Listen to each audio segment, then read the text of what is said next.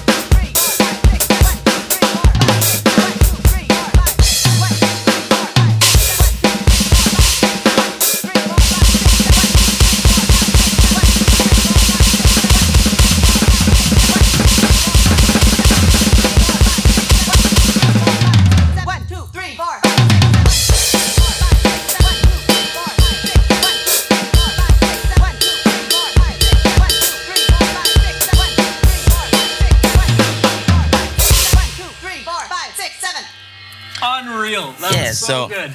But, you know, playing with the metronome allows you to just really push yourself, you know. And it's okay to, like, make mistakes, you know.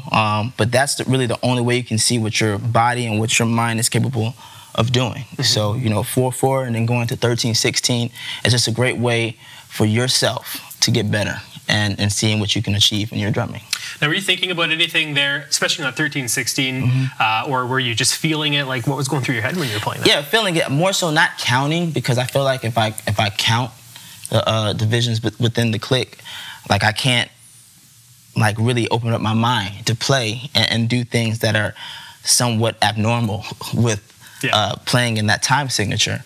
But for the most part, like I said, I've played so long to where I could develop and just feel where the one should be. And once I embed that into my system, then I can pretty much play freely. Excuse me. So, you know, that's just basically based off of feeling. And, you know, with her counting, it's always a great way to really hear, because now if you turn that off, and if you ever play in that time signature with a band or, you know, or whatever, you can kind of, you know, go back to that.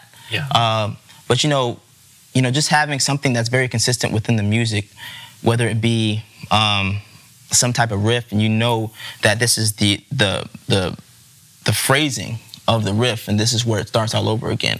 So not necessarily just counting in between, but if you know this is where this phrase is going to come back around, then that's, you know, that's another way you can go off of playing in that particular time signature. Cool. Yeah. Cool. So based off of feel, more so for me. Cool. Okay, well, we'd like to do some questions, but before that, maybe we can play a track, if possible. Sure. Cool, and I'll, there's like hundreds of questions, so I'll start filtering them. A few. Yeah. What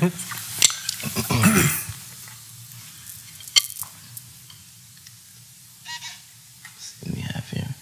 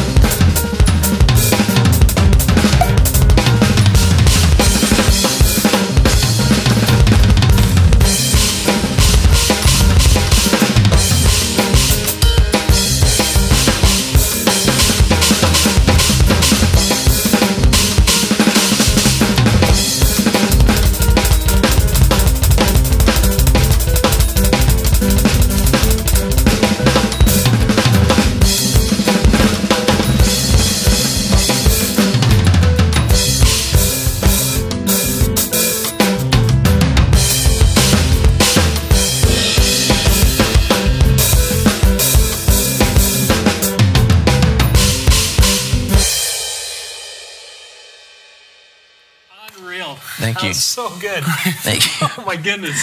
It's crazy to be right here when what's happening. I know. Very cool. I'm blown away right now. Okay. Do you have questions? Yes. There's lots of really, really good questions. And so, right. First one's from Joey Wojcik, and he says, "Hey, Mr. Royster, do you still, even to this day, change the setup of your drums? Because he says he can't find a perfect setup, and he keeps changing it like once a month." Oh, he changes the set once a month. Yeah. Wow. Yeah, I still change my setup from time to time, depending on who I'm playing with. Of course, if I'm playing with an artist that doesn't require me to have a clinic setup, 15 times, 3 kick drums, whatever. Obviously, I have a larger drum set when I do, DVDs, things of that nature. But yeah, I still change my setup from time to time. When I play with Jay-Z, I keep it very hip-hop, very basic. 2 rack toms, floor tom, a gong drum, my sampling pad. Then I have, somewhat of a plethora of cymbals, because his music, requires like either big crashes, some nice auxiliary cymbals, But yes, I do change my setup. Now, him changing his setup from once a month is a little different. Yeah. So I think really he's just trying to go through the phase of just really trying to find out what's really comfortable to him. But one thing I do suggest is when you do find a setup that you really like, that you enjoy, kind of stick with that. Because then that's when you can really become creative with your playing. Because now, this is where everything is. If you change your setup in 2 weeks or like a month, then, you try to do something that you did on the other setup that you had, it doesn't come across the same way. Yeah. So really try to find a setup that you're really extremely comfortable with, kind of master that. And then, if you feel like you want to change it up, after, I say, like a year or so, maybe 6 months, depending on how much you practice, too. Because if you practice a lot, then you're always on the set, of course.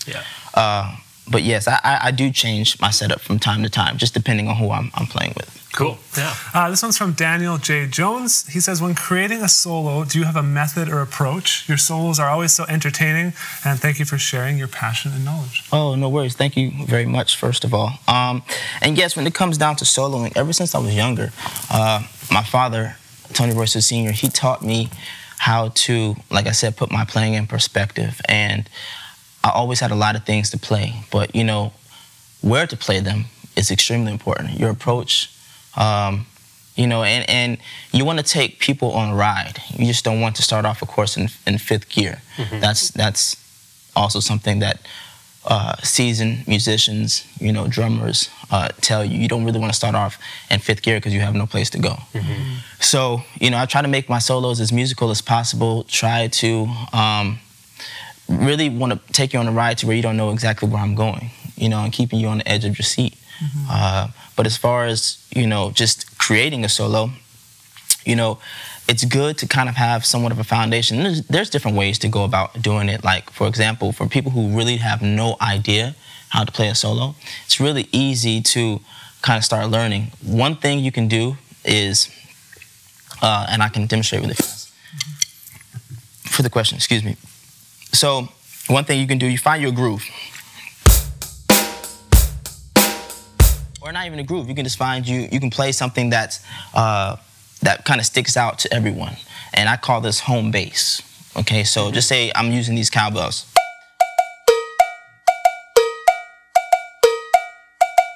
Right, so that's my home base. So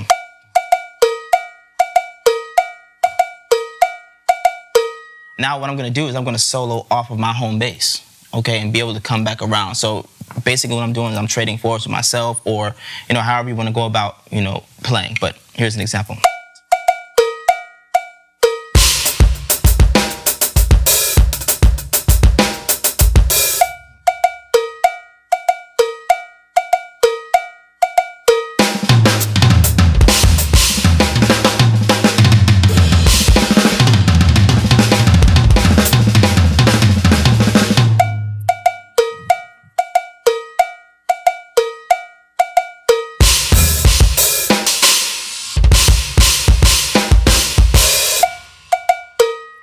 You know what I'm saying? So, of course, you could take that somewhere else. But, having, you know, a home base, someplace that you can come back to when you get lost, even in your solo. You know, it's just a great way to build one. And then you can just become more creative. You can see that you can pretty much tell a story, you know, with that.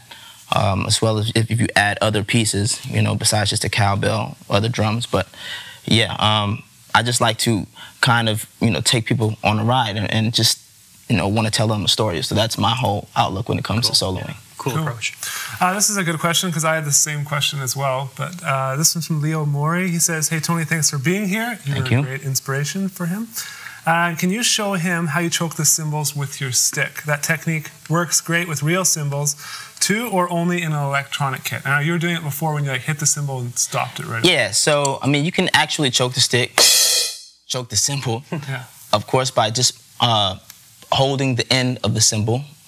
The electronics, it has a space on here to where the pressure that you apply causes the cymbal to choke, of course. So at the end of the cymbal on the V drums, and then you can also do it with your stick. So it adds like it's a little trick.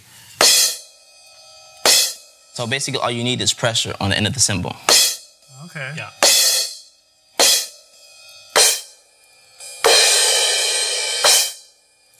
So that's basically how you do it with the V drums. Cool. Yeah. Okay, there was another good question here. I'm trying to... Yeah, here it is. He says, "What's your favorite rudiment or chop?" And this guy's name is Jared. What's my favorite rudiment or chop? Maybe just like, is there a certain pattern that you always find yourself doing between your hands and your feet? Like That's a good question. Not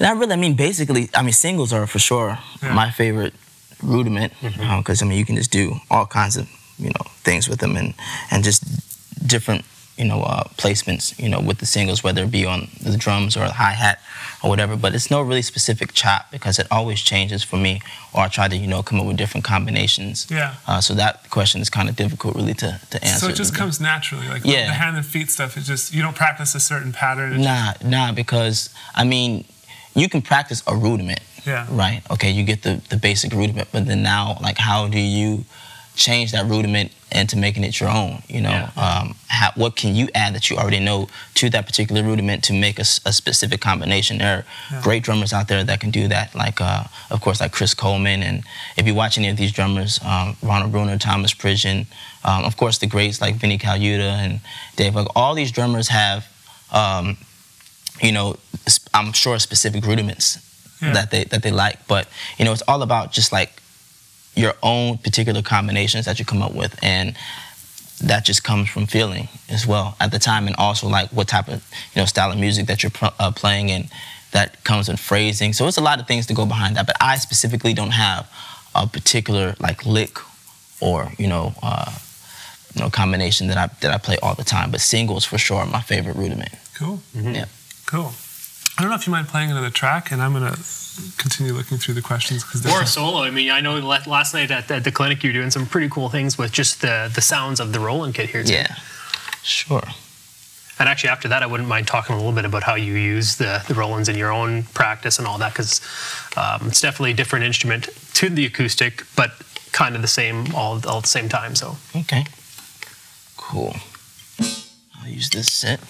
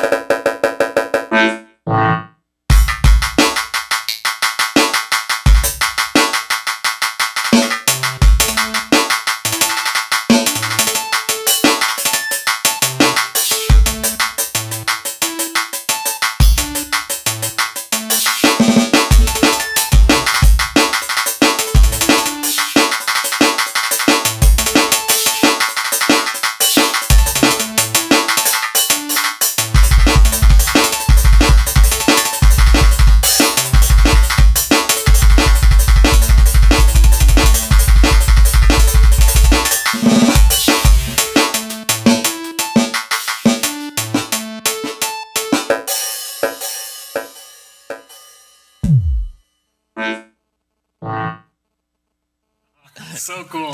That was all sounds just from the module. Yeah, from the module. Yeah. So this is a great way to, you know, just work on your musicality. Just have fun. You know, and that's basically what that is. You know, and that's why I enjoy the V drums so much. You can also, of course, program your own sounds in there. You know, just change different patterns or chord progressions. You know, within the set. But it's just, like I said, it's a great way to practice and to have fun.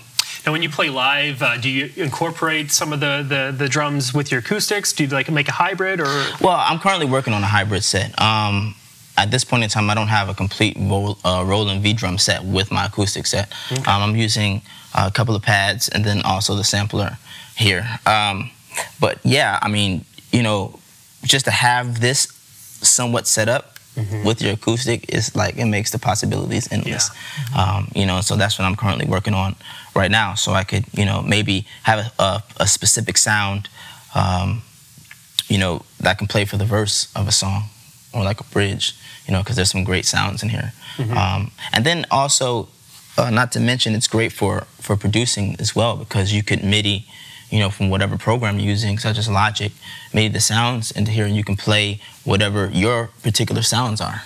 And you can record your own, you know, grooves and beats with your sounds. It doesn't even have to be from the stock sounds out of the TD-30. So, you know, it's a great practice tool, and as well as just being able to play live and also in the studio too. Cool. Very cool. Got some more questions? Yeah, lots more. Okay, let's answer a few more. Nandu Ganesh asked if we could spell out the name of the sellers, the bag. And so that is lexdray.com, LEXDRAY.com. Yes. Okay. So you can go check out the bag there. Cool. Yes. Yep. Cool. Sorry, I have to find my way through here. This is definitely a record for how many people we have online. We're maxed out the chat, and wow, it's pretty crazy. So I appreciate all of you coming to talk, man. It really means a lot. I appreciate all the love and support. Thank you so much. Yeah, it's great. We got to have you out again. Because yeah, I wanna bring like once I, you know, come back, maybe have the hybrid set. Yeah, absolutely. Ready then, and then maybe have some musicians, maybe my band come through. Yeah, you're more than welcome anytime. I think that might be a great time. Yeah. So let's do that. Absolutely. Cool. Here we go. Oh no, that's not the one I wanted. Okay, well I'll say this one anyway. Missionary Beats. How much time do you spend practicing, and with your busy schedule, do you find it hard to maintain scheduled practicing, or do you prefer them to be random? Just well, I do have a busy schedule, and you know, sometimes depending on what I'm doing as far as touring is concerned, that is my practice. You know, if I'm playing hip hop, you know, and it was crazy because I go from playing hip hop to playing like soulful pop / R&B. Like I'll play with Jay-Z and then go to the beautiful Josh Stone, who's a very good friend of mine, and I love her music. I just recorded her whole last album, Soul Sessions too, so y'all should go and get that as well. It's wonderful music. But that's completely two different genres of music, you know, to a certain degree, you know. But as far as practicing is concerned, if I'm playing that music, that's what I want to play. I really want to take that music to a completely different level, especially when I'm playing it.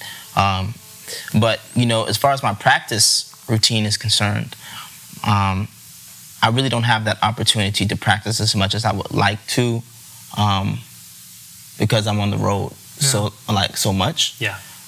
But I do have the opportunity to practice. Like, of course, you can practice every day on a pad, or you know, what have you. You can make your own little drum set wherever you're at. Yeah.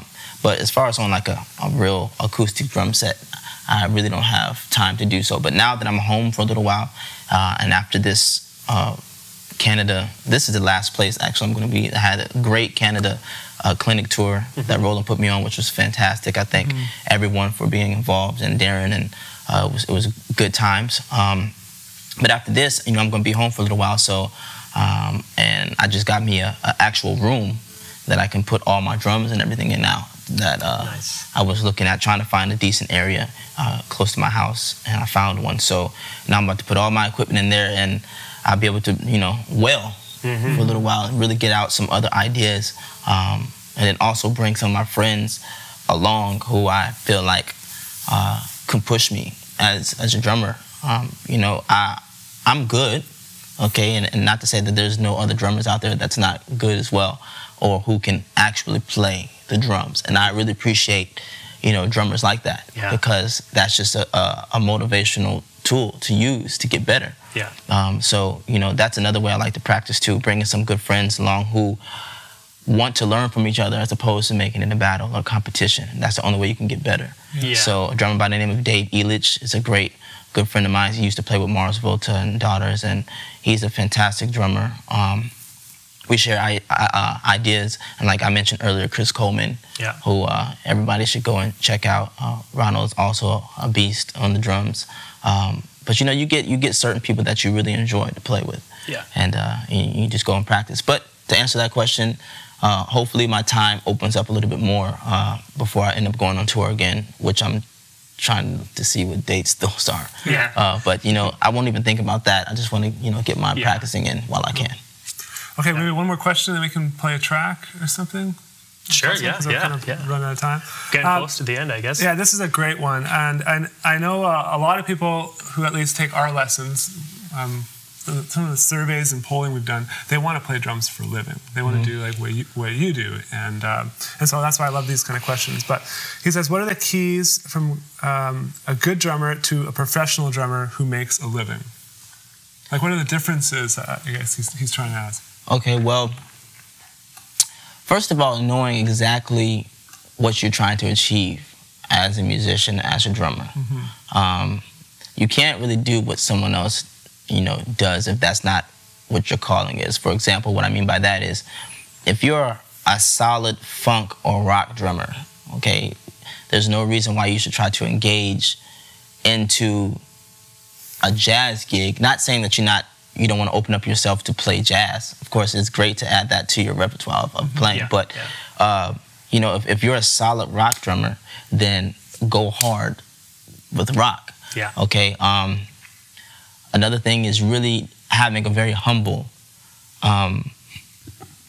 attitude, you know, towards just the music, you know, and people as well. People that really don't want to work with someone who is a donkey. Yeah. Okay? That's and I've seen people come and go really fast. From having a messed up attitude. So being a likable person really shows the amateur side and professional side of a drummer. And then also what's most important is your work ethic. You know, your work ethic has to be on another level, because if you're not doing it, for sure someone else is doing it. You know, if you're trying to really become successful as a professional drummer, which it's very difficult because there's a lot of drummers out there. As you can see, everyone plays the drums, and everybody would like to have a steady gig. And you know, you can definitely play the drums for fun, or you can make it your living. You know, and then also just knowing that you don't want to play drums just to make money. Like, and mind you, like, everybody wants to make money. Okay, that's just, you don't want to lie and say, nah, I'm just doing this because I love the drums. No, you're doing it because you like to play as a passion, but at the same time, you can get paid for something that you love doing, which is something that you have to understand and grasp first, and then you can, you know, proceed, just as long as you understand that concept. So just as long as you know you're doing it because you love it, and you can do it because you can possibly make money from it, like, put that in order. Don't do it because I just want the money, because now you're going to become stressed out because you can't find a gig, you don't know where to go, and now you're desperate. You know, and then that just turns your drumming upside down to something that you had no idea what it would end up at. So, you know, so those are the main things: staying humble, having good work ethic, being a likable person. Of course, that goes with being humble, and doing it because you love playing. And then if you get paid from it, then that's a bonus. Cool. Very cool. Should we cap it at that for questions? Because we got so many more coming in, but there's a lot of questions there. Yeah, there's like over 100. What? Yeah, so I'm sorry to all you guys who asked questions. We got to have you out again. And I would love to come back out, you know. And I mean, are there only hour sessions, or you do longer sessions? We can do longer. If you're up for it, we can take more. but I don't want to spend... No. I'm just saying, like, for future reference, like, when I come back, you know, if I have, like I said, bring my band, of course, you know, that's different segments that we can talk about and have more questions. Sorry, guys, that we can't get all the questions in, but hopefully I'll be back soon. Yeah. So, guys, if you guys want, and I suggest you do, go and follow Tony Royster Jr. right now on Facebook and on Instagram and on Twitter. It's at the Dr. Royster. Yes. At the Dr. Royster. Tony, thank you so much. Thank you. I really appreciate coming out here. Thank you. So much, man. And the Blue Frog as well. Yeah. Hey, it's an amazing facility. Yeah. So thank you for having me. Yeah. And Roland, Darren, and Jay from Roland. Absolutely. My manager, Chris Hooks. Yeah. He looks out for the kids. So that's another good thing, too, to have great representation, too, if you want to be a successful musician, artist, whatever you are. Have a good representation, someone that you can trust as well. I don't really like him, but... Right. No. You got the feeling already. But thanks, everybody, for coming out, too. And maybe, if Tony doesn't mind, just play us out a little bit. He's going to for sure as long as you want. Yeah. Wow, that's different. Okay, let's see. Don't worry about stopping. Just have fun, play as long as we're going to leave, and we're just going to go watch you. You're going to leave? Yeah. And we're Why would you leave me out here? watch you play. But thanks, everybody, for coming out. And if you liked this kind of setting, like the live lesson, we do this every day on Drumeo Edge, so definitely check that out. And yeah, do you want to play us out? Yeah, I'll play some things for you. How about that? Cool. Let's see. The more the better. Yeah. See you guys all later.